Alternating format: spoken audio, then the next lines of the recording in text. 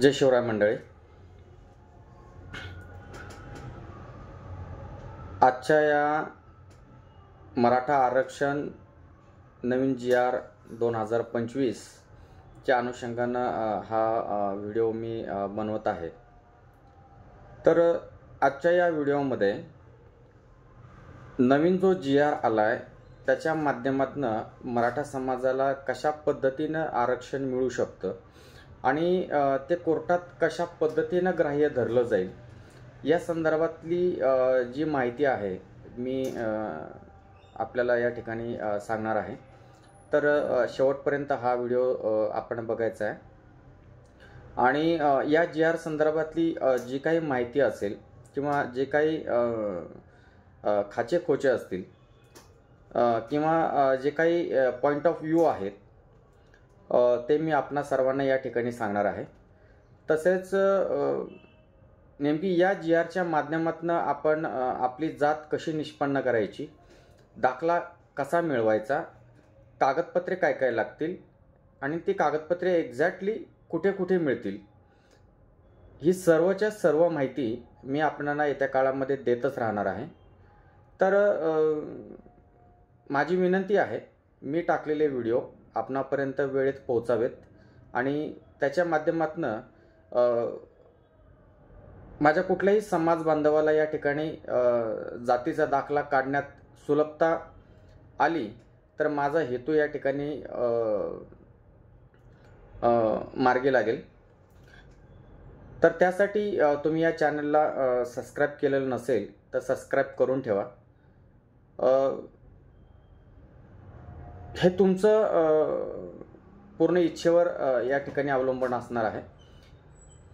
तुम्ही सबस्क्राईब केलं नाही केलं याच्याशी माझं काही दुमत नाही, पण तुम्ही जर केलं तर व्हिडिओ जे आहेत हे तुम्हाला वेळेमध्ये पोहोचतील आणि त्याची माहिती तुम्हाला लवकरात लवकर झाल्या कारणानं तुम्हाला या ठिकाणी दाखले मिळवण्यासाठीची जी काही प्रोसिजर असेल ती सहज आणि सुलभ होईल.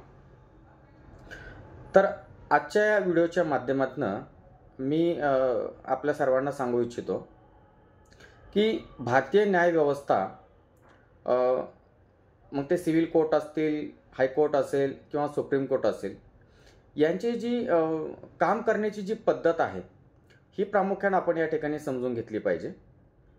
तर ती प्रोसिजर समजून घेत असताना एक गोष्टी फार महत्त्वाची आहे की कोर्टामध्ये एखादा खटला चालवत असताना किंवा त्या खटल्या संदर्भातले जे काही साक्षीदार असतील, पुरावे असतील, ते सगळे विचारात घेत असताना कोर्टाला पुरावे यावरती जास्त फोकस करावा लागतो आणि पुराव्याच्या आधारावरती त्या ठिकाणी न्यायनिवाडे होत असतात.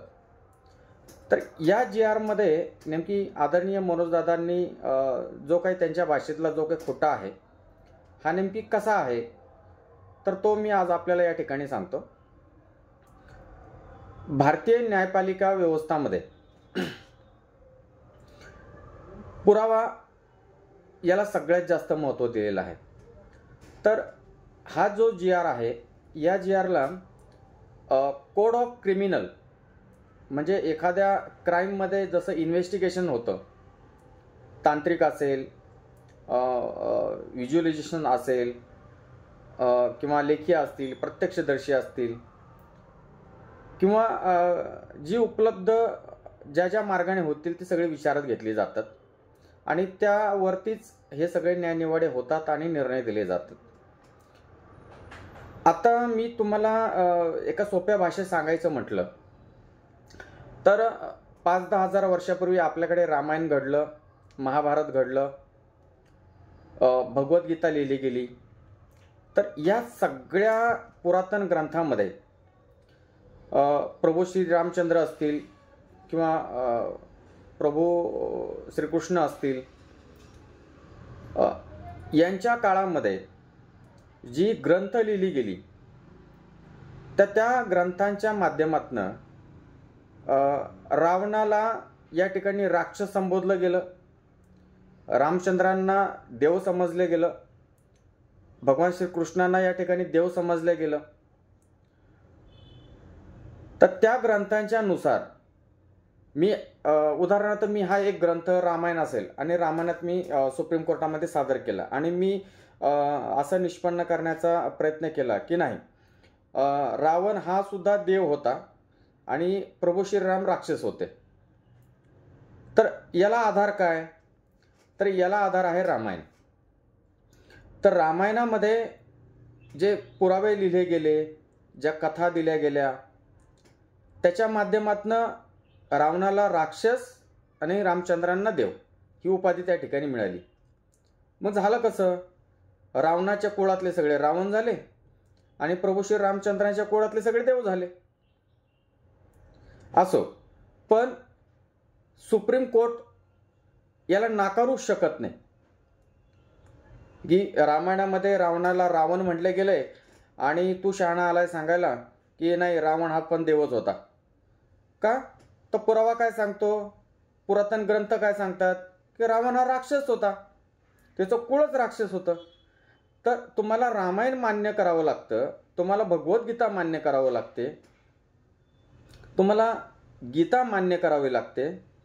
तर निजामकालीन सरकारमधले पुरावे कसे मान्य होऊ शकणार नाहीत, तेही तुम्हाला मान्य करावे लागतील.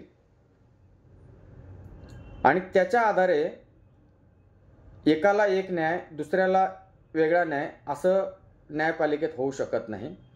तुम्हाला जुने ग्रंथ मान्य असतील तर तुम्हाला निजाम सरकार असतील, छत्रपती शिवाजी महाराज असतील, छत्रपती संभाजी महाराज असतील, छत्रपती शाहू महाराज असतील, तर त्यांच्या काळातले पुरावेही तुम्हाला मान्य धरावे लागतील. तर या धर्तीवरती कोर्टामध्ये हा खटला चालू शकतो. आणि सुप्रीम कोर्ट या गोष्टीला नाकारूच शकत नाही. याचं मुख्य कारण म्हणजे नवीन GR नुसार तुम्हाला एक आधी असा प्रोसिजर असायची की तुमच्या नावापुढे किंवा तुमच्या पूर्वजांच्या नावाच्या पुढे जातीचा उल्लेख असेल तर तुम्हाला जातीचा दाखला मिळायचा. मग तुमच्या कुणबीच्या नोंदी कुठेच नव्हत्या तर त्या गोष्टी नाकारल्या जायच्या की बाबा नाही मिळणार. हा एकमेव आधार असायचा. पण आता या GRच्या माध्यमातून कसं होईल की ह्या GRनी स्पष्ट सांगितलंय की तुमचे पूर्वज निजामकालीन तत्कालीन राज्यामध्ये शेती कसत असेल किंवा बटाईनं जमीन घेऊन कसत असेल किंवा त्याच्या जमिनीची त्याच्यावरती मालकी असेल, तर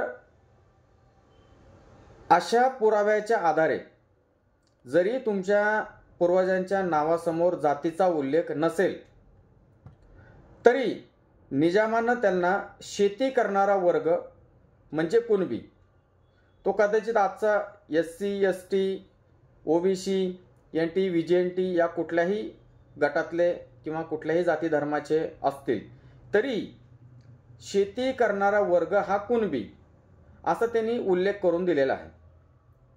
मग या GRच्या माध्यमातून त्या काळामध्ये शेती करणारा गट म्हणजे कुणबी हेही तुम्हाला ग्राह्य धरावं लागेल आणि हॉनेबल सुप्रीम कोर्ट याला नाकारू शकणार नाही. या मुद्द्याच्या आधारे येणाऱ्या काळामध्ये कोणीही या गोष्टीला विरोध करायचा प्रयत्न केल्यास हॉनेबल सुप्रीम कोर्ट याच GRच्या माध्यमातून किंवा याच तत्सम पुराव्याच्या माध्यमातून संबंधिताला चपराक किंवा कानफडात लगावल्याशिवाय राहणार नाही. जय शिवराय मंडळी.